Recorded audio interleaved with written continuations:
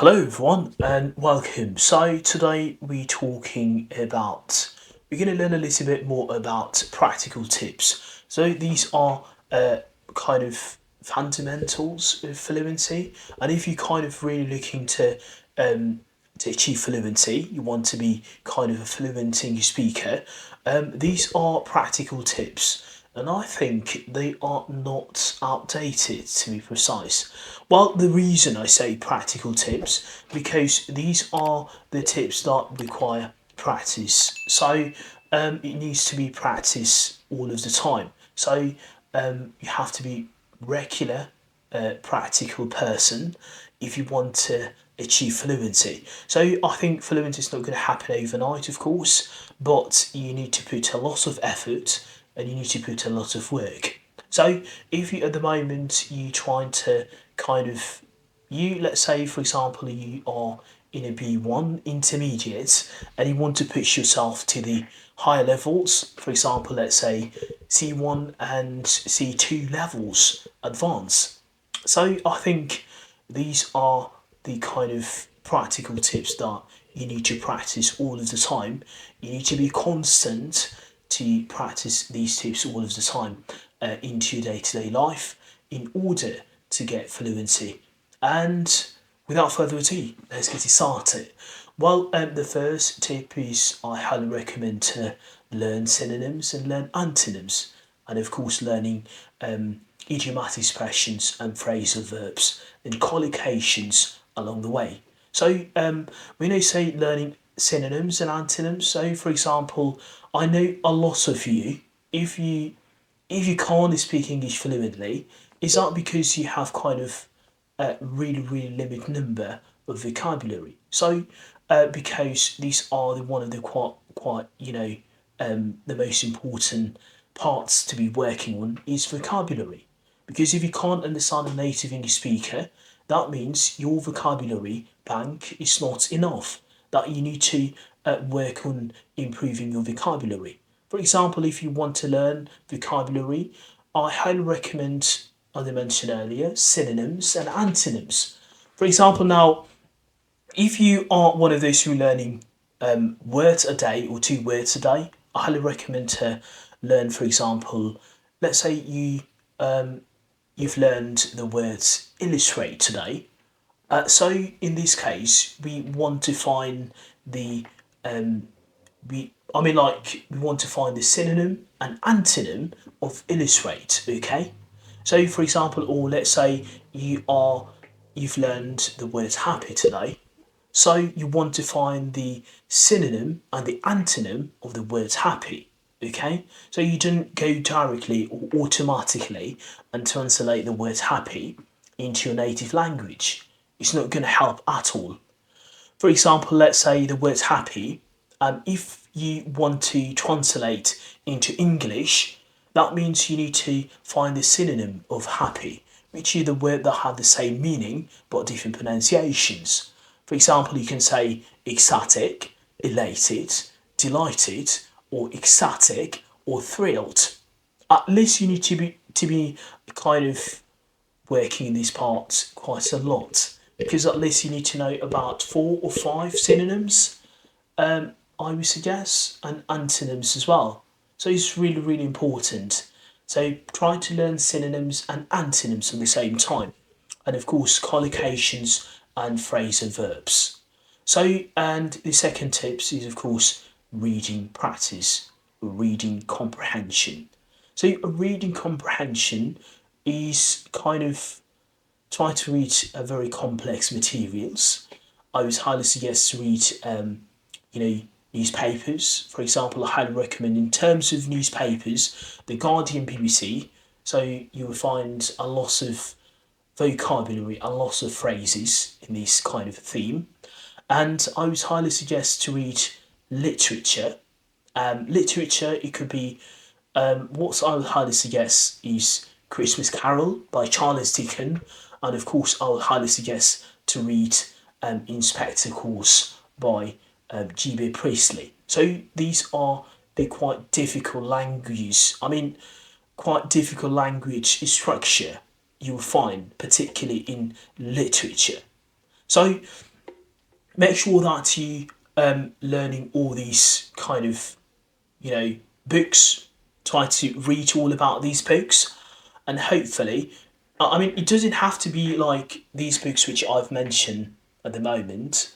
I mean, it could be any books, okay? But you have to be very, very complex because you're working towards advanced levels. And number three is, of course, you have to make sure that you practice your listening comprehension. A listening comprehension, a listening comprehension could be. I highly recommend to listen to various different accents, American accent, British accent, and also Canadian, Australian. It doesn't really matter because in this case you're working towards a language, not pronunciation, because there is a difference between pronunciation and learning a language. These are the two parts, okay?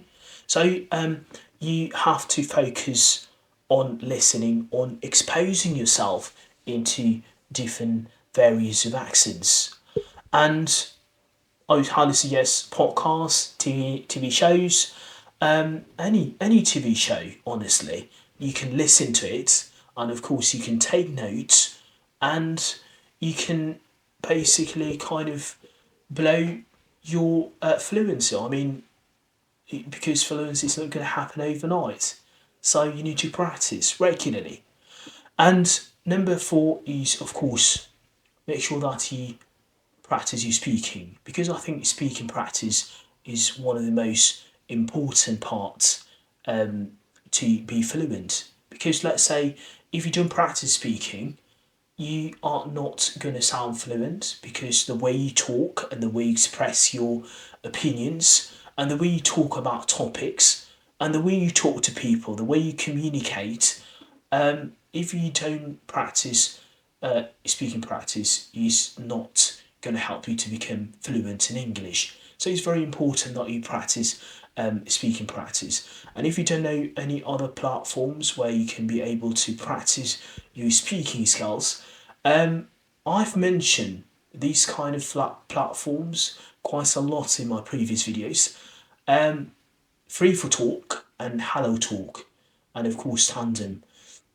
Well, at the moment, according to my experience, I use Hello Talk to practice my French with native speakers, and it's been a really really good app. I mean, it's really fantastic app to practice your speaking practice, particularly if you are a beginner.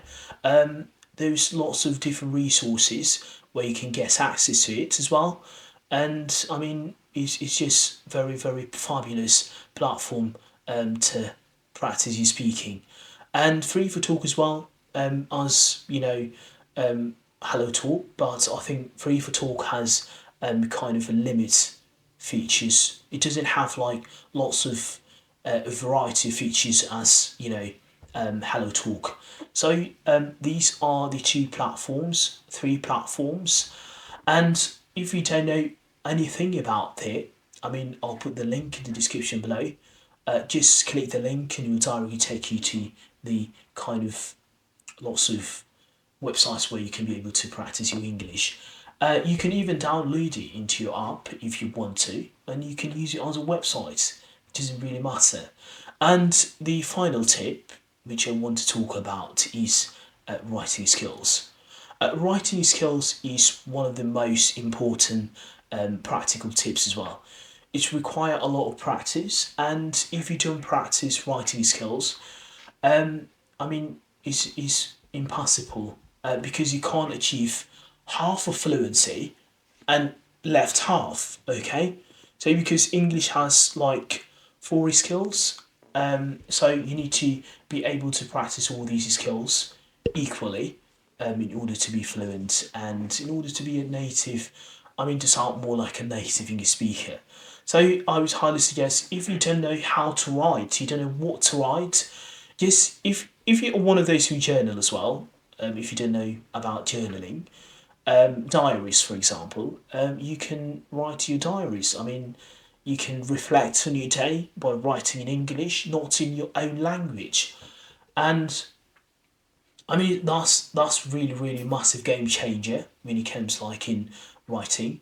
It could be writing, essays, writing whatever you find it interesting. Just try to write regularly, okay? And the bonus thing that I haven't talked about is is to use Futuris. Well, this is basically I think it's more American, but it's really, really useful app to get kind of lots of synonyms. For example, as I mentioned earlier, if you want to find a synonym of a word or the antonym of a word, Thesaurus is a very, very good website to check the words and to learn many different words. So I'll put the link as well in the description below. So just please make sure that you get access to all of these websites where you can be able to practice your English all of the time. And I think that's all about it basically, and that's all we have time for today. And let me know in the comments what do you think about these kind of practical tips? Are you practicing these tips at the moment, or you don't? Please do let me know in the comment section below. And if you like what you saw today, please, as always, please don't forget to give the video a thumbs up and also subscribe to the channel if you haven't already. And I'll see you soon. Take care, everyone. Bye bye.